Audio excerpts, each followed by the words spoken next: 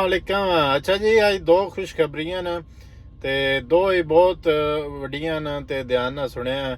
ਪਹਿਲੀ ਤੇ ਤੁਹਾਨੂੰ ਖੁਸ਼ਖਬਰੀ ਹੈ BLS ਦੇ ਬਾਰੇ ਵਿੱਚ, ਤੇ ਦੂਜੀ ਹੈ ਕੈਨੇਡਾ ਦੀ, ਜਿਹੜਾ ਨਹੀਂ ਕੈਨੇਡਾ ਵਾਲੇ ਲੋਕ ਨੂੰ ਉਹਨਾਂ ਵਾਸਤੇ। ਤੇ BLS ਦੀ ਗੱਲ ਕਰਦੇ ਹਾਂ, ਜਿਹਨਾਂ ਲੋਕਾਂ ਨਾਲ ਅਪੁਆਇੰਟਮੈਂਟ ਜਿਹੜਾ ਇਸ਼ੂ ਬਣਿਆ ਸੀ ਇਸਲਾਮਾਬਾਦ ਇਟਾਲੀਅਨ ਐਮਬੈਸੀ ਵਿੱਚ, ਉਹਨਾਂ ਨੂੰ ਅਪੁਆਇੰਟਮੈਂਟ ਨਾ ਮਿਲਦੀਆਂ ਪਈਆਂ ਔਰ ਕਾਫੀ ਜ਼ਿਆਦਾ ਏਜੰਟ ਮਾਫੀਆ ਸੀਗਾ। ਫਿਰ ਉਹਨਾਂ ਇੱਕ ਸਿਸਟਮ ਲਾਂਚ ਕੀਤਾ ਜਿਹਦੇ ਦੌਰਾਨ ਤੁਸੀਂ ਰਜਿਸਟ੍ਰੇਸ਼ਨ ਕਰਨੀ ਸੀ, ਤੁਹਾਨੂੰ ਇੱਕ ਨੰਬਰ ਮਿਲ ਜਾਂਦਾ ਸੀ ਔਰ ਉਸ ਨੰਬਰ ਦੇ ਤਹਿਤ ਤੁਹਾਨੂੰ ਅਪੁਆਇੰਟਮੈਂਟ ਅਸਾਈਨ ਹੁੰਦੀ ਹੈ।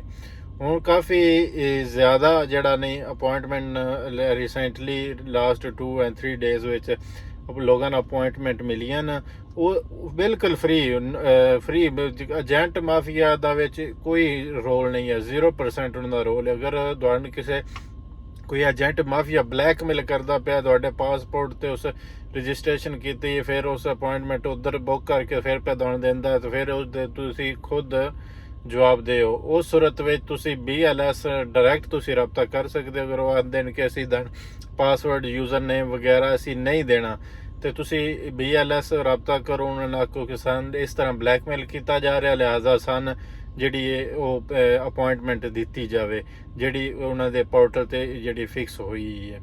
ਤੇ ਦੂਸਰੀ ਗੱਲ ਹੈ ਕਿ ਜਿਨ੍ਹਾਂ ਲੋਕਾਂ ਦੀ ਅਪੁਆਇੰਟਮੈਂਟ ਬੁੱਕ ਹੋਈਆਂ ਨੇ ਉਹਨਾਂ ਦੇ ਥੱਲੇ ਐਡਰੈਸ ਆ ਰਿਹਾ ਕੁਵੇਟਾ ਦਾ, ਉਹ ਕੁਵੇਟੇ ਦਾ ਉਹਨਾਂ ਨੇ ਕਈਆਂ ਲਾਹੌਰ ਦੀ ਕੀਤੀ ਇਸਲਾਮਾਬਾਦ, ਲੇਕਿਨ ਥੱਲੇ ਐਡਰੈਸ ਕੁਵੇਟੇ ਦਾ ਆ ਰਿਹਾ। ਉਹ ਬਿਲਕੁਲ ਇੱਕ ਸਿਸਟਮ ਵਿੱਚ ਐਰਰ ਹੈ, ਉਹਦੇ ਤੇ ਮਤਲਬ ਕੋਈ ਟੈਨਸ਼ਨ ਵਾਲੀ ਗੱਲ ਨਹੀਂ, ਪਰੇਸ਼ਾਨੀ ਵਾਲੀ ਗੱਲ ਨਹੀਂ। ਉਹ ਹੀ ਉੱਥੇ ਦੀ ਅਗਰ ਤੁਸੀਂ ਲਾਹੌਰ ਦੀ ਕੀਤੀ, ਲਾਹੌਰ ਦੇ ਹੀ ਜਿਹੜਾ ਉਹ ਸੈਂਟਰ ਹੈ, ਅਗਰ ਇਸਲਾਮਾਬਾਦ ਦੀ ਤੇ ਇਸਲਾਮਾਬਾਦ ਦਾ ਹੀ ਸੈਂਟਰ ਹੈ, ਠੀਕ ਹੈ। ਤੇ ਬਾਕੀ ਗੱਲ ਰਹੀ ਕੈਨੇਡਾ ਦੀ ਲਿਬਰਲ ਪਾਰਟੀ ਜਿਹੜੀ ਇਲੈਕਸ਼ਨ ਉਹ ਜਿੱਤ ਗਈ ਹੈ, ਕਿਉਂਕਿ ਇਲੈਕਸ਼ਨ ਸਨ ਲਾਸਟ ਡੇ ਵਿੱਚ ਤੇ ਉਹ ਜਿੱਤ ਗਈ ਹੈ।